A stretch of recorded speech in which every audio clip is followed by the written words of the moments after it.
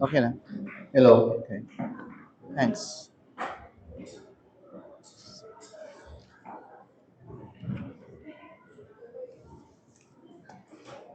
Yeah, okay. Immediately, I'd like to share something with you today. Um, Martina, can you please flash sa screen ang Revelation chapter 19, verse 16? Revelation chapter 19, verse 16. All right. Wow.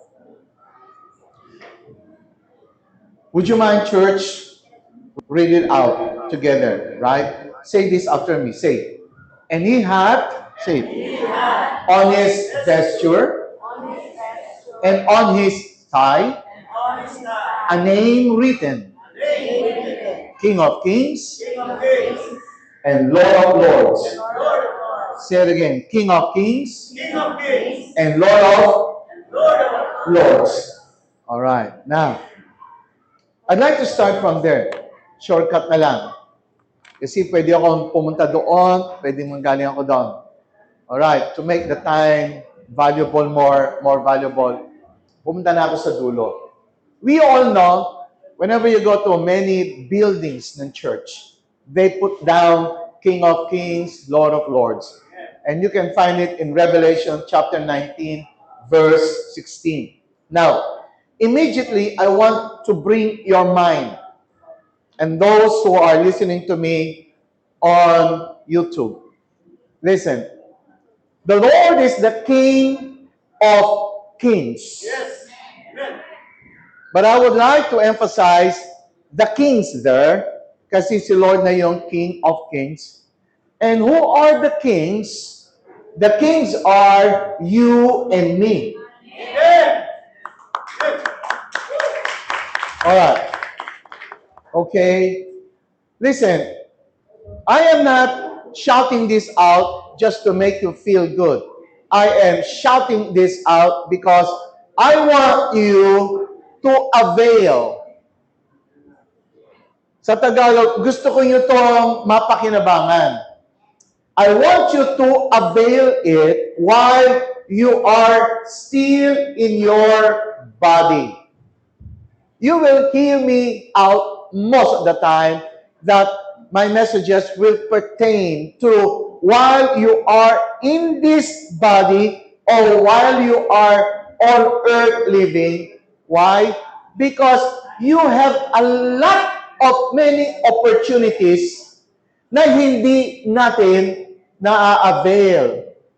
So, listen. Those who have an ear,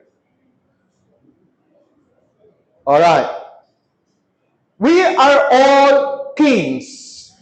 Amen. God bless us. Hallelujah. And bless the Lord, Amen. O my soul. Amen. Now, I will place you where your kingship is. Ilalagay ko kayo doon sa pagiging hari mo. Many will wait until the Lord's coming and in eternity future, doon pa lang nila wanting to experience that King of Kings. Today, I would like you to be totally aware, open, awake, gising, that today you are a king. Amen. Oh. And I want you to function, totally function, pag sinabi kong function, kumilos ka at gumalaw ka roon, mag-operate ka roon as king. Now, you see, many times, whenever I come around sa different places and meet with different co-pastors that I, associate with, I always want them to see that Christianity, alright, ay masyado ng malayo doon sa dapat na tayo ngayon ay nakarating na. Meaning, hindi pa tayo nakarating sa panahon natin sa dapat nating posisyon. Napakalayo pa rin natin or behind. Bakit? Elementary pa rin ang mga tinuturo. Hanggang ngayon, tinuturo yung sin, kasalanan. Nakalagay naman sa Biblia yon. Pero yung sinasabi ko, nakalagay din sa Biblia. At hindi na makalabas na palagi na lang minamagnify yung ating mga pagkakasala. Mga kapatid, dapat tayo, mga Kristiyano, ay umuusad. Sapagkat ang Biblia, hindi lang naman siya nagme-mensahe ng kasalanan mo. Ang kasalanan natin ay dapat na nating napagtagumpayan. Kung hanggang ngayon, hindi ka pa napapagtagumpayan ang mga bagay na yon, hanggang saan ka makakarating? Kaya nga sa atin, meron tayong tinilaga na batayan na paglago ay ganito. Una, relationship. Pangalawa, restoration. Pangatlo, rulership. At ang rulership ay ito na yung pagiging king mo. At ang church dapat, when we say church, ito ay general church. Dito sa panahon natin, dapat tayong lahat nangungusap na paano maging king while we are still here on earth. Ito na yung dapat na pinag-uusapan natin. So ngayon, kung ayaw pa nila, mauna na tayo. Good. Say na amen. So ang pag-uusapan natin ngayon, the Lord is the Lord of Lords and He is also the King of Kings. Now, paano tayo mga kings gagalaw ngayon? Iyan ang ating ngayon ibibigay. I have been talking messages on rulership. Rulership means you are a king. You're a ruler. Alright. Ngunit, nais ko malaman mo, saan ka ba nag-rule? Saan ka ba nagkiking? Ayan, ang maganda. Alright. So, may tinatawag, are you listening? Na ang bawat king ay meron siyang tinatawag na kinakasakupan, pinasasakupan or territory. Yung territory mo, ito yung tinatawag na domain, na kung saan ikaw ay tinalaga bilang hari. Sa panahon ng mga dynasty sa China, meron mga king sa area. Ngunit ang pinakamataas sa kanila ay yung emperor. So, lalagyan ng mga place. Kumbaga sa Pilipinas, halimbawa, ikaw ang governor ng Laguna, ikaw ang governor ng Cavite. So, ikaw yung parang local king. At ang presidente, the King of Kings over all the Philippines. Are you listening? Now, sa spiritual na bagay, tayong lahat ay tinalaga ng Panginoon ng king. Ngunit, asa na yung boundary, territory, domain? At ito ang aking ipapahayag sa iyo ngayon. Woo!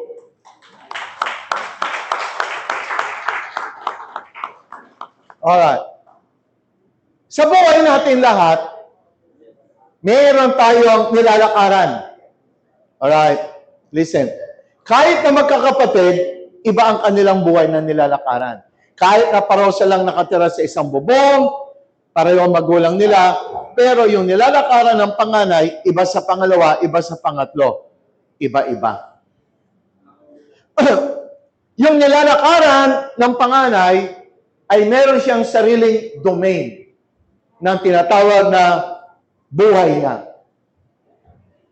Yung pangalawa, pangatlo, may sarili-sarili din siyang tinatawag na path. Journey. So, habang lumalakad ka sa buhay mo, sasabihin mo, feeling ko nag-iisa ako, ang dami kong mga, worry, problem, so nadidepress. Yan ang mga sitwasyon ng maraming kabataan ngayon. Now, I'm explaining about your different path na dinadaanan sa buhay. Ngunit, sa dinadaanan natin sa buhay, ang tawag doon ay your journey in your life. Sa journey mo, nilagyan ka ni Lord ng tinatawag ng domain. So sa domain na yon, sa nilalakaran mo, ikaw ang hari. Hari ka ng lahat ng dinadaanan ng buhay mo. Amen. Kung ang marami sa tao sa ibabaw ng mundo ngayon, nagsasabi na, ako'y talunan sila kasi hindi nila alam na sila ay sinet ni Lord na hari sa kanyang dinadaanan sa buhay. Marahil, hindi lang niya alam paano ganapin yung pagiging isang hari ng kanyang nilalakaran sa buhay. Kaya marami sa mga lumalakad sa buhay na talunan na parang walang magagawa. Na para bang sila ay narito sa ibaba ng lupa na kaya lamang ng hangin, kaya lang silang i-blow ng hangin, or kung sila ay nasa dagat, kaya lang silang i-move ng wave. Ano bang ang buhay mo dito ay walang kakayanan?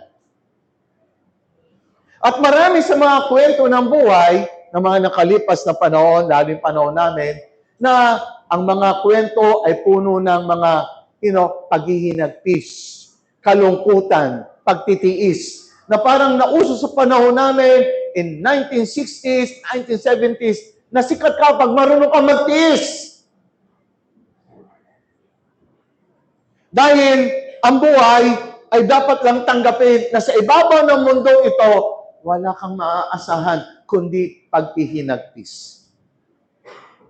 Tanggapin natin na ang buhay na ito ay puno ng masasamang bagay sapagkat ito ay tinatawag na sanlibutan.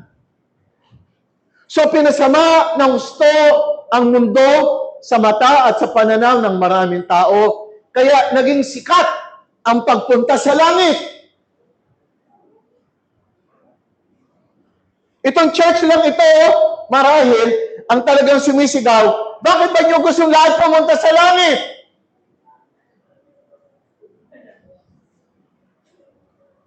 Nagkamali ba ang Diyos sa pagpunta niyo rito? O hindi lang kayo marunong mabuhay?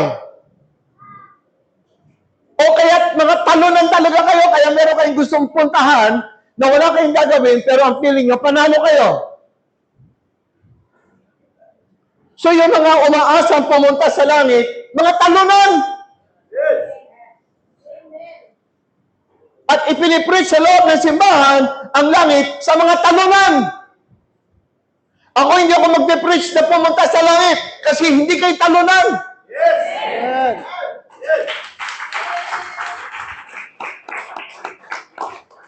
Yung mga talunan, uwi na kayo.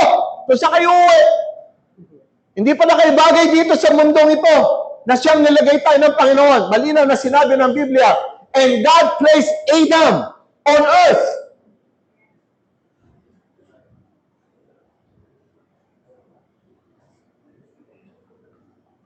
Ang gusto kong malutas ay matuto kang mabuhay sa ibabaw ng mundo. Hindi mo titignan ito masama.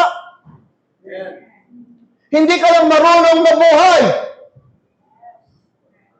Hindi mo inalaman paano mabuhay sa ibabaw ng mundo. Hindi nagkamali ang Diyos sa pagpunta niya, sa pagdala niya sa iyo dito. Bagamat ang laki ng challenge, hindi ang kasagutan ay alisan o lisanin. At hindi ako magpipreach sa church na para lang gumanda ang feeling nyo, okay lang kayong magtiis at magkaroon ng kahirapan. Di bale, papunta nyo sa langit, wala na kayong gagawin. Hindi ang gagawin ko, hindi kayo magsasalita. Sapagkat nasa Biblia, nakita ko na ang earth ay mahalaga sa Panginoon. Amen. Yes. Kaya huwag niyong iisipin na okay na lang ako rito. Anyway, mamamatay ako. Meron naman ako magandang pupuntahan. Sinayang mo buhay mo. Samantalang ako rito nagsasalita. Pinapahalaga ko buhay mo.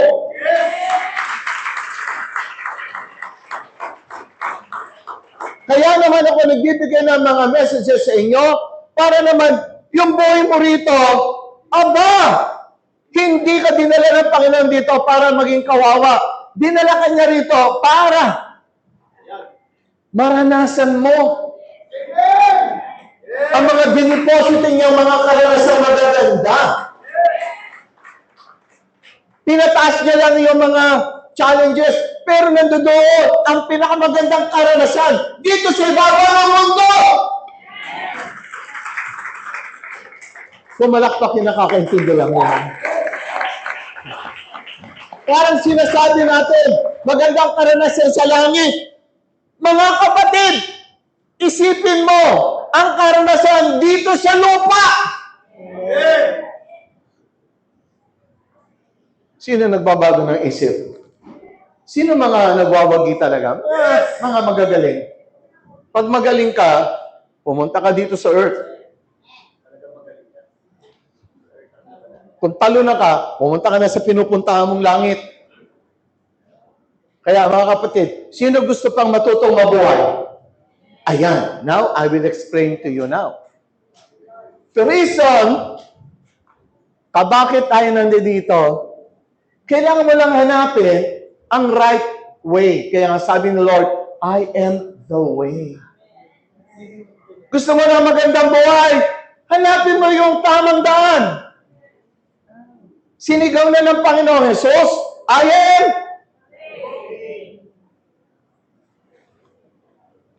Sinabi din niya, I am the truth. At sinabi din niya, I am. Alright. Doon sa sinabi niya, I am the way, I am the truth, I am the life. Sino daw ang way? Mali. O yung pala naman eh. Ulitin natin.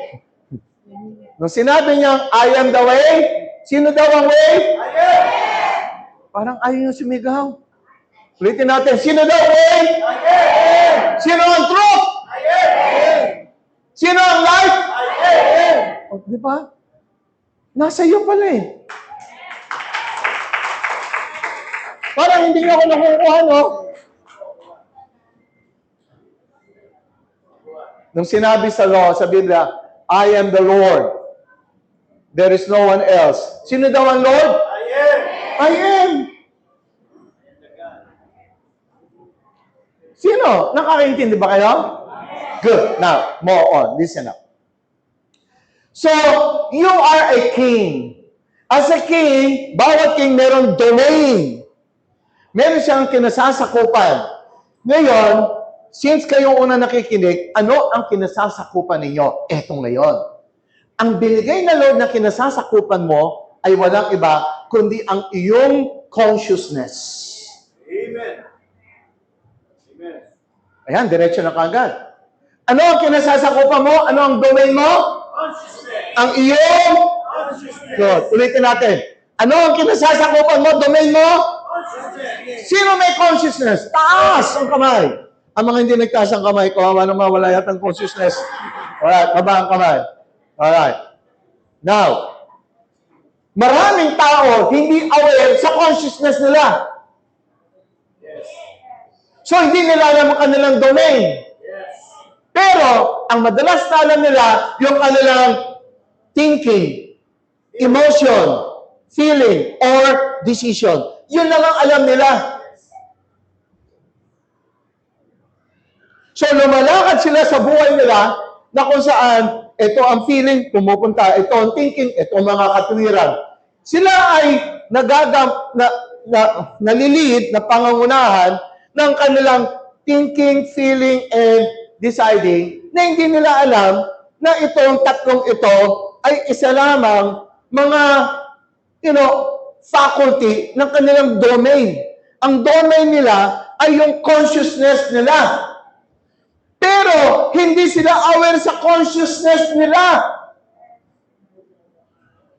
Parang, hello. Hindi nyo ka nakuha doon.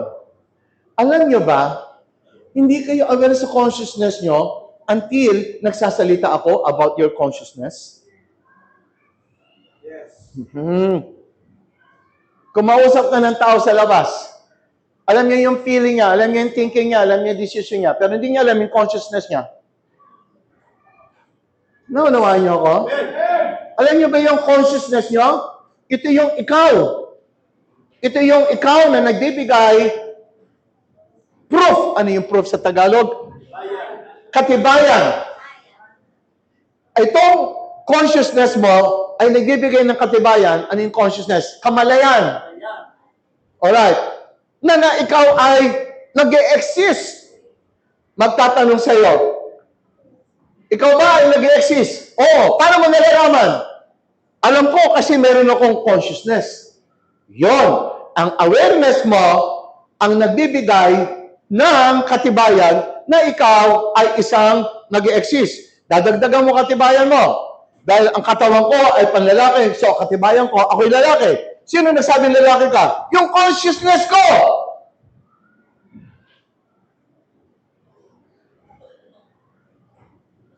Then, nag-aral ka hanggang college. So, sinasabi mo yun, aral ako hanggang college. Sino nagsabi sa'yo? Yung consciousness ko! Nagkaasawa ako. Nagkaroon ako ng tatlo. Sinasabi ko, may asawa ako, may 3 anak. Sino nagsabi nun? Consciousness mo! So, dumadagdag sa consciousness mo ang lahat na nangyayari sa physical na buhay mo.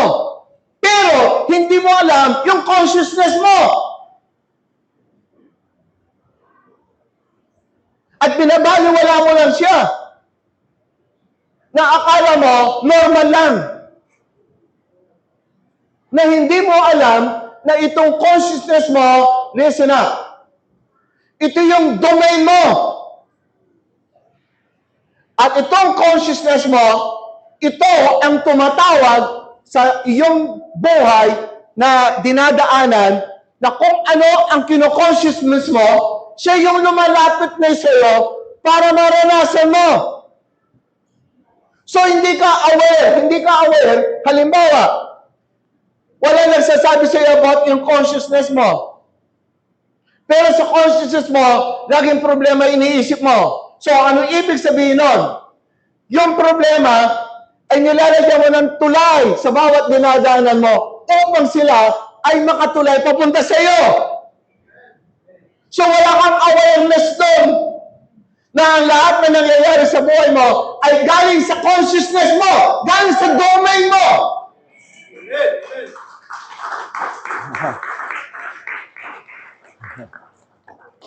So, ang mga tao na mabuhay, walang alam, nagagamit nila ang kanilang consciousness, yung kanilang domain, lahat ng pangit, binibigyan nila ng tulay.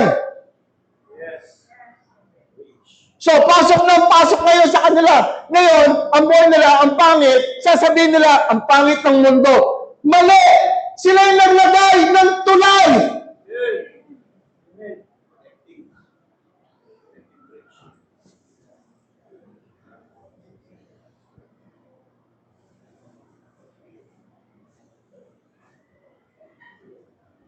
Dito, kung magaling kang mabuhay, magaling kang mga siwa ng iyong pinaghaharian.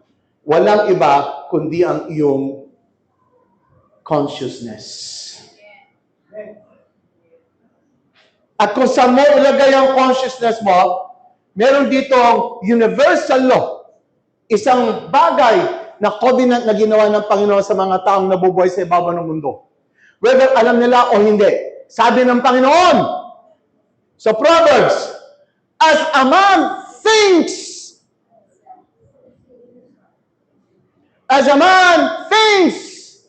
in his heart, so is, that is a covenant made by God sa mga taong nabubuhay sa ibabaw ng mundo.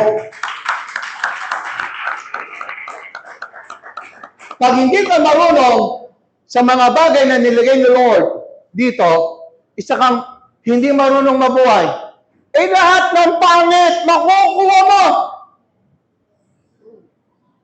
So kung ang panahon na ang tao puro pangit ang nakukuha, anong ibig sabihin ng nun? Hindi sila marunong mabuhay sa ibabaw ng mundo, kaya wag nilang pagbintangan ang mundo. Come on! Do not blame the earth.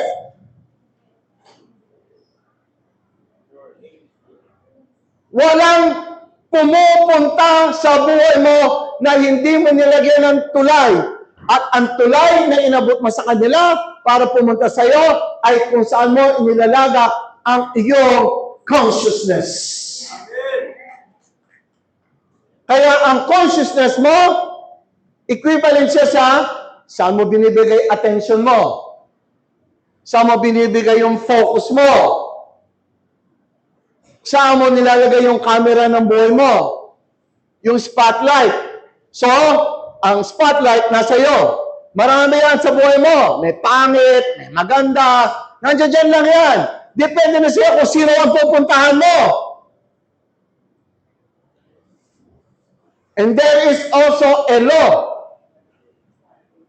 Walang lalapit sa iyo na hindi nanggaling ang tulay sa iyo.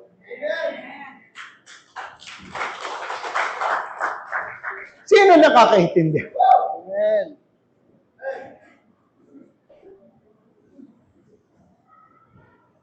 So, punta tayo sa domain.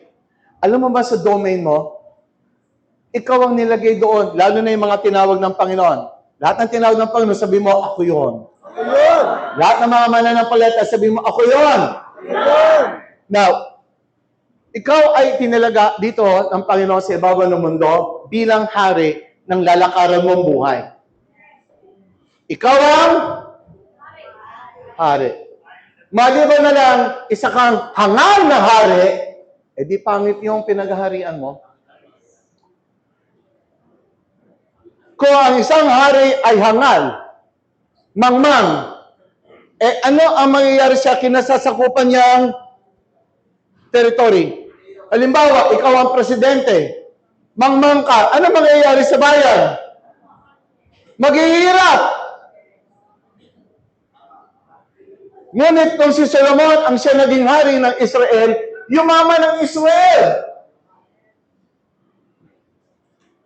Kapag ang hari ay mahusay, yung mayaman, umaasenso, nag-grow, nagde-develop, may nagagawa, nagiging productive. Come on! Hello! Amen. So, ikaw yun! Amen. Ang buhay mo ay isang malaking territory. Binigyan ka ng Diyos na pangasiwaan mo yung buhay mo. Ikaw ang hari Amen. ng lahat ng mangyayari sa buhay mo. Kaya huwag kang maninisi ng iba. Kung ang iba, binigyan ka ng suggestion, mali, huwag mo siyang sisihin. Tinanggap mo. Dahil wala kang alam, tinanggap mo. Nagkamali ka. Huwag mo siyang sisihin. Sisihin mo, wala kang alam. Kaya kahit na kayo mga na-scam, huwag nyo sisihin ng scam sa inyo. Hindi ko sinasabi na batiin nyo. No. Iwalay nyo. Pero huwag nyo silang sisihin. Ikaw ang walang alam.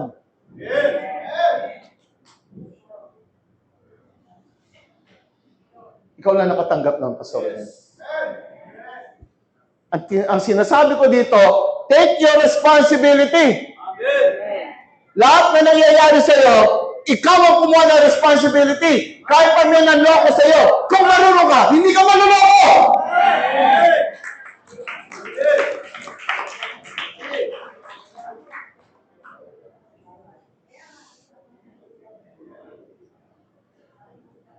Huwag mo sisinin ng loko sa iyo.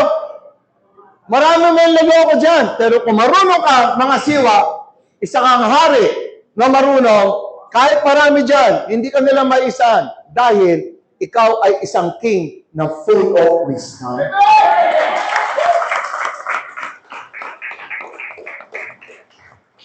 Sa loob ng domain mo, are you listening? Hallelujah. Ito ang dagdag. Sino nakikinig? Magsabi ng amen. Sa loob ng domain mo, merong binigay sa iyo ang Lord na doon ka huhugot. Doon ang magiging source mo. May pagkukuhanan ka. So, meron kang domain, ang iyong consciousness. Are you listening? Alright. At ang domain na binigay ng Panginoon sa iyo, na sinasabi niyang, the kingdom of God is within you. Ang kingdom of God ay nasa loob mo. Hello. Alam niyo ba ang kingdom of God? Ang kingdom of God na sinasabi ng Panginoon, na na-mention ko one time, di ba, sabi ni Lord, repent, for the kingdom of God has arrived. Ano yung nag-arrive? Ang nag-arrive doon, yung God's consciousness. Yes.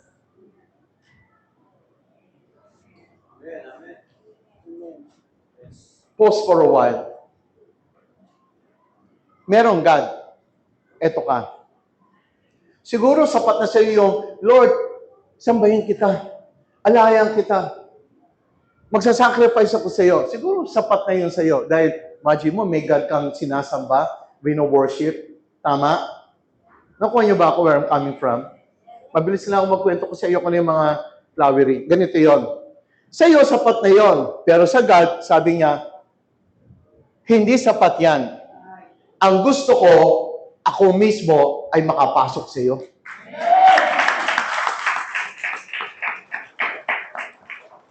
Ako mismo ay makapasok. Imagine mo, tayo, sapat na tayong sumamba sa Diyos na nasa labas. Pero, yung Diyos natin, sabi nga, before you even ask something or, you ask for it, God will give it to you beforehand pa lang. Hindi mo mahingi na, Lord, pwede ka bang tayo maging isa? Siya na mismo nagsabi, tayo ay one with Him. So, yung ating kaisipan na separation, yung ating kaisipan na iba ang Diyos, iba ako. Yung ating kaisipan na ang Diyos, banal ako, hindi. Yung ating kaisipan na ang Diyos ay makapangyarihan, ako, hindi. May magagawa ang Diyos, ako, wala.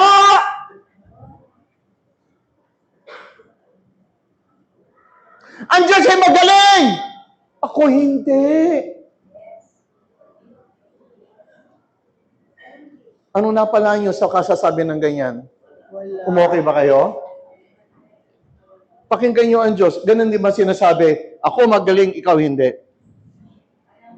Di narinig mo sarili mo. Tingnan mo ang Panginoon kung ganun din sinasabi. Ako makapangyarihan, ikaw hindi. Eh yun na sinasabi mo eh. At hindi na napipreach. At hindi narinig nyo sa mga marami. Yes. Dito sa Christ, live it in me. Iba marinig mo. Yes.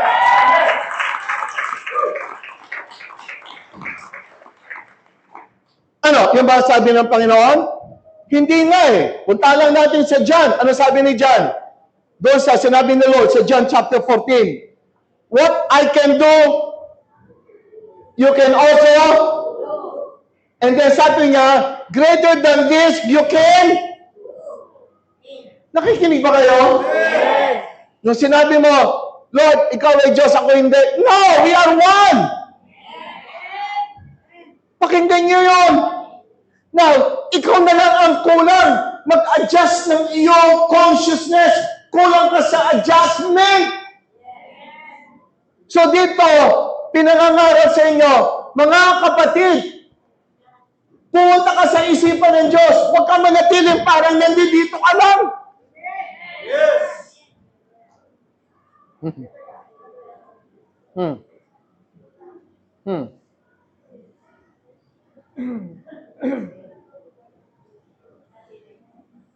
Mga kapatid, are you listening? You are king. Amen. Nilagay ng Diyos ang kanyang consciousness sa iyo. Amen. Bakit? Ito yan. Alam niyo ba, ang lumikha ng lahat, ang lumikha ng lahat, ang lumikha ng lahat ay ang consciousness ni God? Sino nakakasabay sa akin? When God said, let there be, and let there be, galing yun sa consciousness ni Lord, galing yun sa mind ni Lord. At ang lahat ng mga galing sa consciousness ni Lord, nalikha. Ngayon, ibinigay ni God ang sarili niya sa atin. He gave Himself. He is in us. Amen. Bakit siya nasa loob natin? Ano yon? Display lang? Parang basong display? Uy, ang God nasa tukador ko. Uy, ang ganda niya. Nagamit mo? Hindi. Display lang yan. Ano ginagamit mo? Yung mga basong pangit. O sino yung nahalikan mo araw-araw pag umiinom ka? Yung pangit na baso. Samantalang ito ang ganda-ganda niya, hindi mo nahalikan. Pang-display. Pero inahalikan mo. Yung mga medyo may crack na. Yung luma na. Aba naman, kung ang baso magsasalita, inggit na inggit siya doon. Buti ka pa, inahalikan ng amo mo, ako hindi. So, ganun din si Lord. Ano si Lord sa inyo? Display? Nako! Hindi siya pumunta sa buhay mo para maging display. Kailangan magamit mo! Come on, hindi ka lalabighin! Pakisabi mo, kailangan magamit ko! Kailangan magamit ko. Yung word na magamit sa English, avail. Kailangan sabi mo, kailangan ma-avail ko to! Kailangan magamit ko ito. Oh.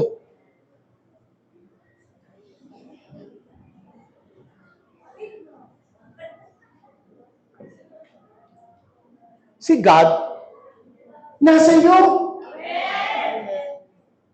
At yung God na yon, siya lumikha ng lahat. At ang ginawa pa niya, pumasok siya sa iyo para ano?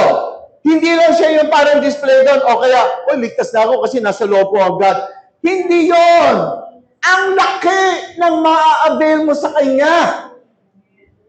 Kapag marunong kang mag-avail ng God na nasa iyo, sasabihin ko sa iyo, masarap, maganda ang buhay sa ibabaw ng mundo.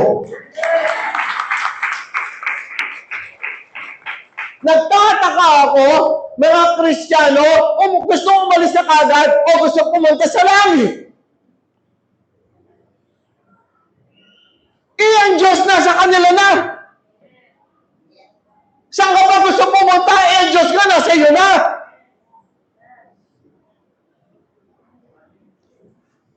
Dito po sa Christ, live it in me, tatalino ka. Pag nag-iisip ka. Pakisabi mo, matalino nga ako. Dito sa Christ, live it in me, hindi ka sinasabihan ng, gawin mo to, wag mo tong gawin. Dito sa Christ, live it in me, pinaiisip ka. Pinaiisip ka habang ikaw mismo mag-convince sa sarili mo. Alam mo ba, ang Diyos nasa sayo na, gusto mo pang pumunta sa langit, bakit andun ba yung Diyos? Akala ko nandito na sayo. Ituwid nga yung isipan natin. Since ang Diyos ay nasa iyo, aba, i-avail mo. Kung pangit ang buhay nila, iba ka. Wala yan sa mundong tinitirhan mo. Nasa loob yan ng domain mo. Kung mahusay kang maging tagapangasiwa, ruler, administrator, king ng domain mo, let me tell you, meron, walang papasok sa iyo na hindi mo tinawag. So kung marunong ka ng tumawag ng mga magagandang bagay sa buhay, yun lang ang mararanasan ng domain ng buhay mo. Sino nagsasabi dito, masarap ka lang mabuhay? Parang hindi ko kayo makukumbis kagad. Sabi niyo kagad, masarap mabuhay! Yun ang sinasabi mo, masarap mabuhay kasi ang Diyos nasa sa iyo. Everybody shout it out, God is in me. So I know how to live my life on earth. Hindi in heaven, ha? Dito pa lamang, ganda nyo na buhay nyo.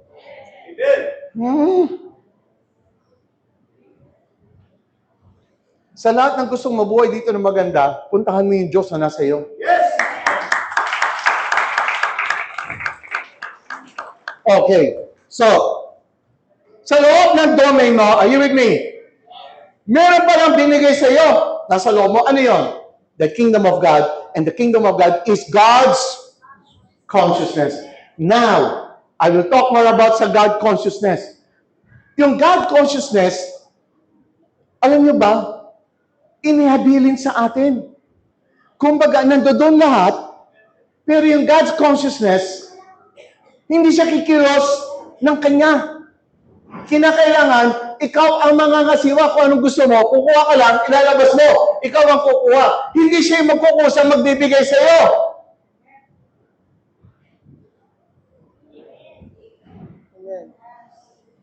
Halimbawa, may malaki kang storage. Kunyari na lang storage. Lahat ng kailangan mo nandoon. Yung storage, hindi ko siya maglalabas. Ikaw ang papasok, titignan mo kung ano gusto mo, kukunin mo, ilalabas mo. Ganon din ang God's consciousness, ang kingdom of God. Amen. Nandoon na ang lahat. Nandoon na ang lahat. Nandoon na ang lahat. Ready na silang lahat para isupply sa buhay mo.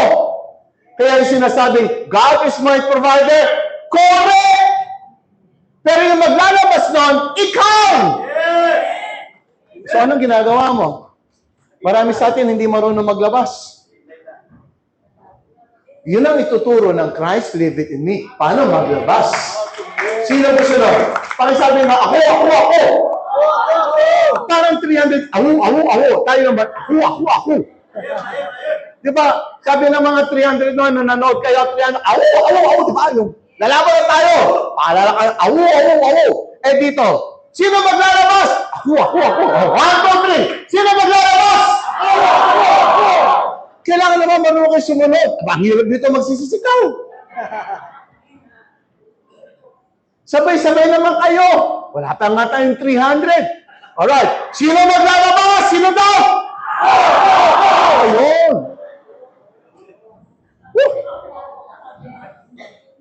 Kunyari, Bisaya kayo. Ako. Yung naman yung... Alright. Gawin yung konti parang Bisaya. Alright. Alam niyo mga kapatid natin yung magaganda. Yung kanilang masama, beast. Yung best, nagiging beast, di ba? Kaya pag sinabing, you're the best, sa kanila, you're the beast. Di ba? Kaya nga, ang mga Bisaya, si sister na Bisaya din, talagang magagaling yan. You're the beast. Di ba? We are all the beast. Now, mga kapatid, ito yung andiyan na. Yung pinapaliwanag ko sa inyo, puntahan nyo. Meron ka lang binigay ni Lord sa iyo. Ang sabi ni Lord, everything there is yours.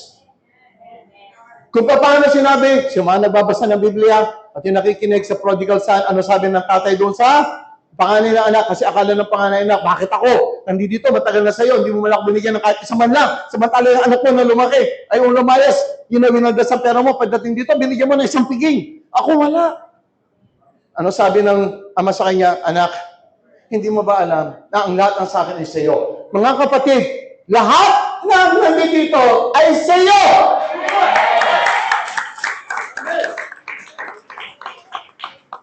Huwag mong hintayin na yung ama pa magbibigay sa iyo! Ano ka, Mang? Anak ka nga eh! Anak ka! Anak ka ng Diyos! Malapit na!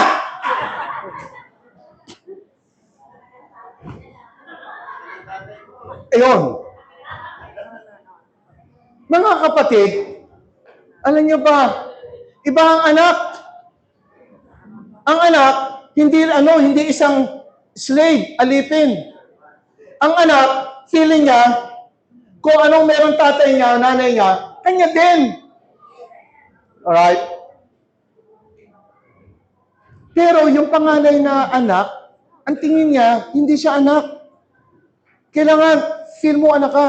Kaya nga, alam nyo, kahit na minsan, feeling mo, bakit itong anak ko, mukha yatang para sa akin yun ah. Pero okay na, maligaya ka kasi marunong eh. Ako lagi ko na ikukwento sa inyo, dadaanan ko lang din. Nung huli kong bili ng sasakyan, nung pinakambago, yung accent. Nung binili ko yon, 1 buwan ko lang nagamit yon. Mula noon hanggang ngayon, ako na nagbabayad ng mga 5 years, ang gumamit nun, anak ko, si Krisa. Oo. Dapat yung kanya, yung luma, yung Vios. Pinabunggo niya sa jeep.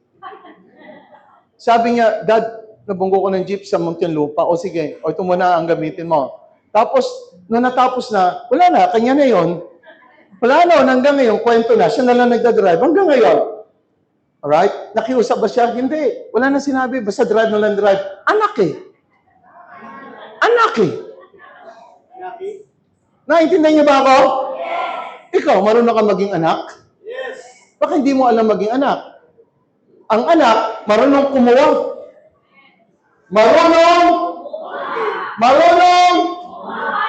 Yan ang magandang dapat niyong malaman. Paano ka kukuha mula dito sa kaba ng ating Ama? Ngayon, meron lang konti kayong dapat matutunan. Kasi lahat ng provision ng Lord dito, nasa Spirit. Nasaan? Spirit. Nasa state ng Spirit. Tapos, ilalagay mo siya sa physical. Are you listening? Kung ikaw ay totoong anak, dapat alam mo paano i-translate, paano i-transmute.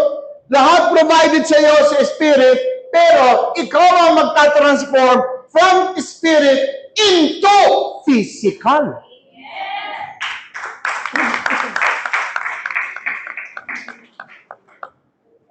Ang nakakaunawa, magsalita ng, ganun pala yun. Lagi na lang tayong pinipreachang kasi, magpakabay ka at ikaw'y pagpapalain. Ang bait-bait ko na, ang tagal na, bakit ang ganyan wala pa?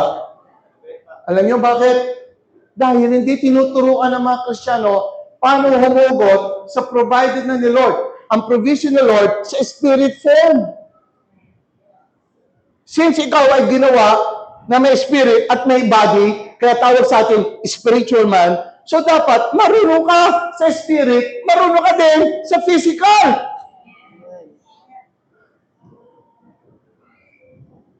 Kaya lang, mukha yatang tayo ay mausay lamang sa physical at nangmang sa spirit.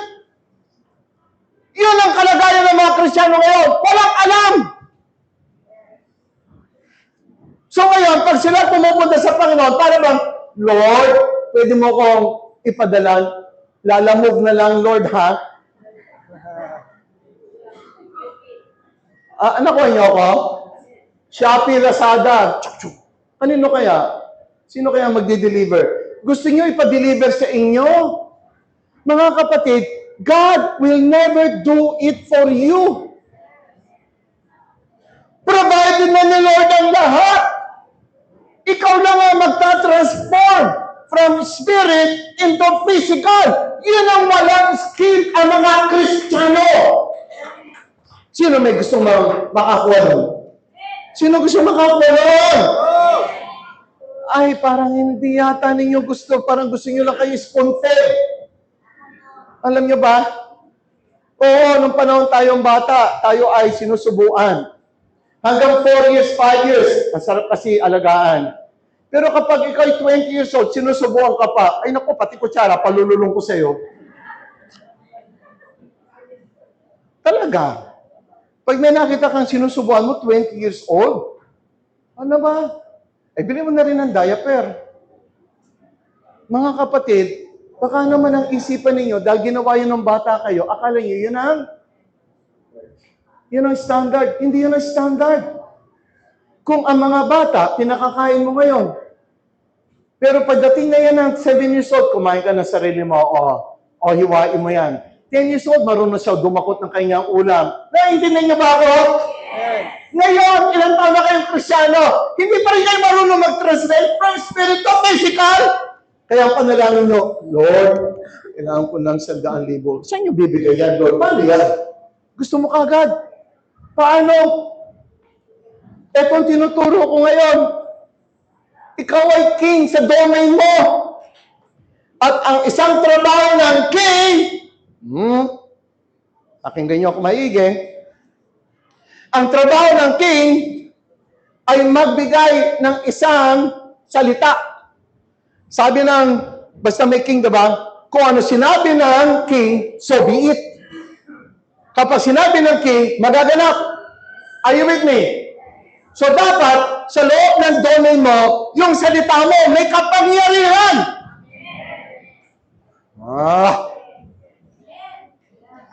Sa salita mo pa lamang, may kapangyarihan na yung mga espiritu na nandiyan dyan provided, pag sinabi mo, magtatranslate sila into physical form.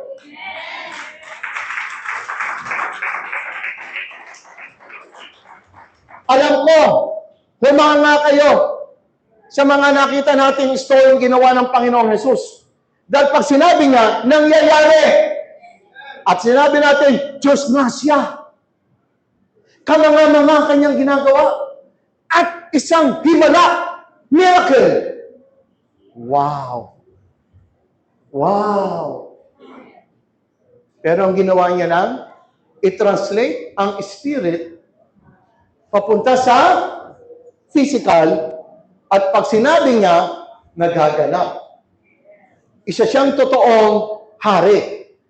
Nung siya ay nabubuhay sa ibaba ng mundo, pinaghaharian niya ang spirit upang ilagay sa physical. Yan ang buhay ng isang totoong nasa Panginoon. Amen. Hindi kayo kumbinsido. Sige, ibigay ko na yung gusto nyo. Ang totoong buhay, mabuhay ka sa physical Wala kayong asa sa spiritual, kaya dito sa physical, magpakahirap kayo. Kasi kung hindi kayo maghihirap, wala kayong kukaanihin. Kaya kinakailangan pag gusto niyo yumaman, maghirap ka. Paghirapan mo, kung gusto mo yumaman, maghirap ka. O sige, yan ang buhay niyo Go ahead. Go ahead. Yan ang gusto niyo. Kasi wala tayong alam sa spiritual. Wala kang alam dito. Wala kang alam na provided na lahat.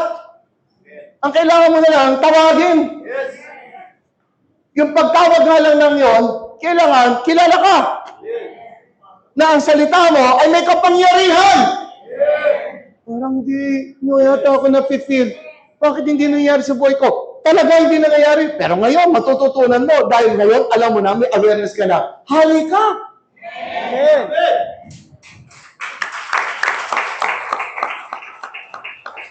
At hindi ka dinala ng Panginoon dito na helpless. Hindi.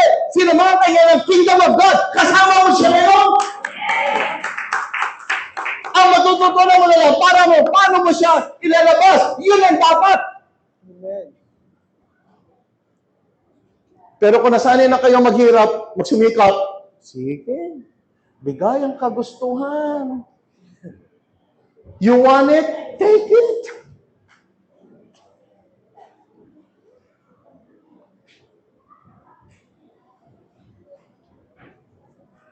Alam niyo ang order dito sa ibaba ng mundo? Ang pag-unlad ay hindi kinakailangan ng malalim na trabaho. Yan ay nauso lamang dahil wala tayong alam sa spirit realm. At dito, ang realm dito sa physical, kailangan pagtrabahuan mo. Talagang kailangan grinding. Talagang kung kinakailangan mamatay ka, ikamamatay mo para lang yumamang ka. Para kapag yumamang ka, kailangan magsumikap ka. Iniyayabang mo yung trabaho mo. Eh kung di ako nagtrabaho, hindi ko na magagawa yan. Well, literally, pag physical, talagang meron ganon. Pero pag yun iniyabang mo, kasi yun lang alam mo. Pero meron ako ituturo sa mga mabubuhay pa, ng mga bata pa.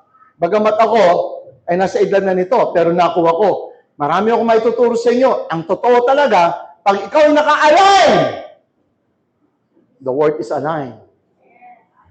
Pag ikaw naka-align, are you listening? Pag ikaw naka-align, hindi mo kinakailangan mabigat na trabaho para makuha mo ang isang tagumpay.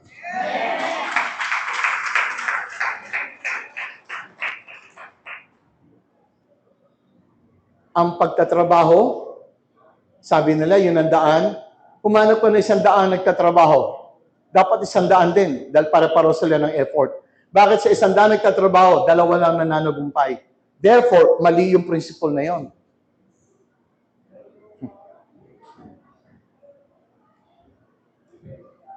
Naintindihan niyo ako? May bago ako idadating pa, siguro sa susunod na linggo. Iba yon. Totoo ito. Kung gusto mong yumaman, hindi grinding, hindi work hard ang sagot doon. Sino kaya gustong makaintindi nito? Sino gustong yumaman pa? Sino gustong munlad? Let me tell you. Ito na yung yaman mo. Ito na yung yaman mo. Ulitin ko. Kailangan mag-isip kayo kasi pag ako nagsasalita, eto ko na, mayaman ka na, oh!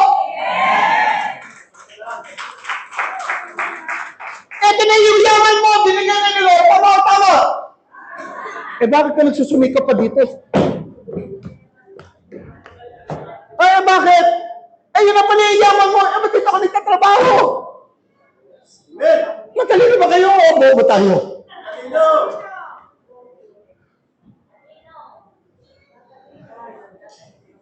Ulitin ko.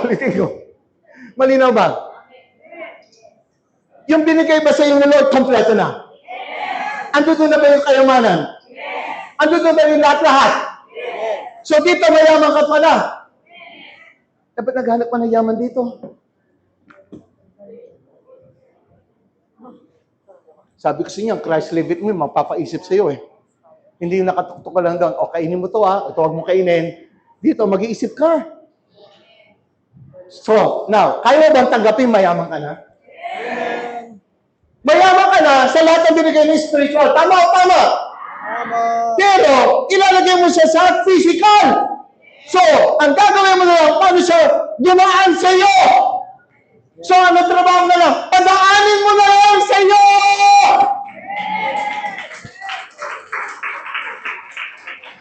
Pakisabi nga, padaanin na lang. Padaanin na lang. Mag-flow! Pero siya, mag-flow! Kaya nga, sagot ko kanina, inuna ko na sagot. Ano lang kailangan? Alignment! So, paano siya magpa-flow kung naka-disalign ka? So, alignment lang ang kailangan mo dito. Magpa-flow.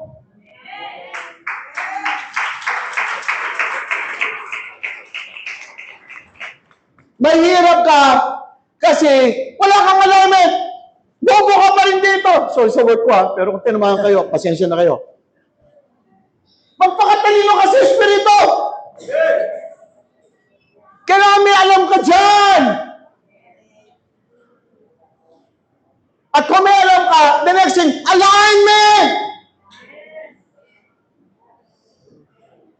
Wala kang alam dito. Hindi ka pati spiritual. Di sige, doon ka sa ano. Wala ka ding alam dito sa physical. Ang alam mo lang trabaho. Kung trabaho ka ng trabaho, buong-buhay mo, trabaho ka. Maseso ka, wala.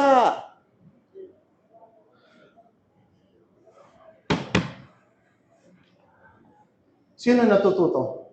Amen. So, ang ituturo ng Christ, live it in me sa inyo. Paano magpalabas mula sa spirit patungo sa? Ano una sagot? Alignment.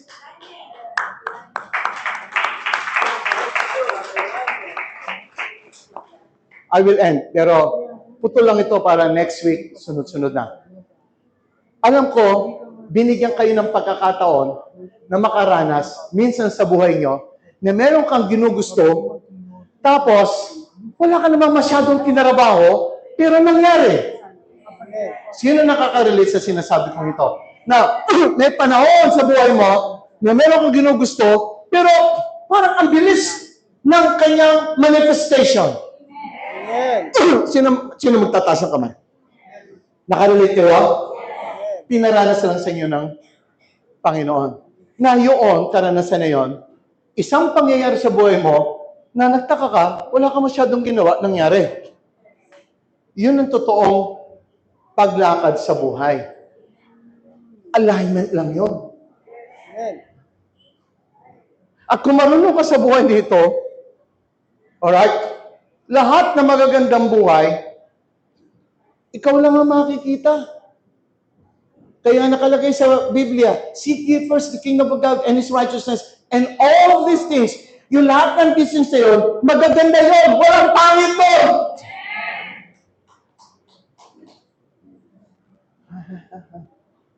Ano sabi? Seek ye first. Ano yung kingdom of God? God's. O, di ba? Hanapin mo yung God's consciousness. Hallelujah. Pakisabi mo sa katabi mo, marami ka na bang nakukuha? Pakisabi mo, marami ka na ba nakukuha? Marami ka na ba nakukuha?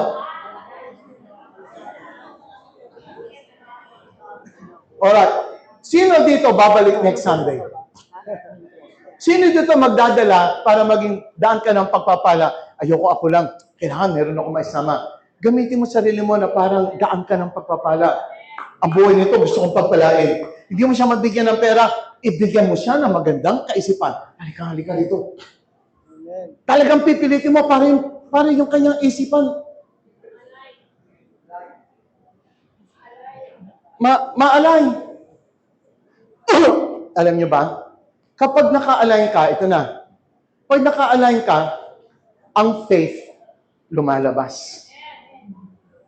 At ang paglabas ng mga bagay sa spiritual ay kailangan lang faith.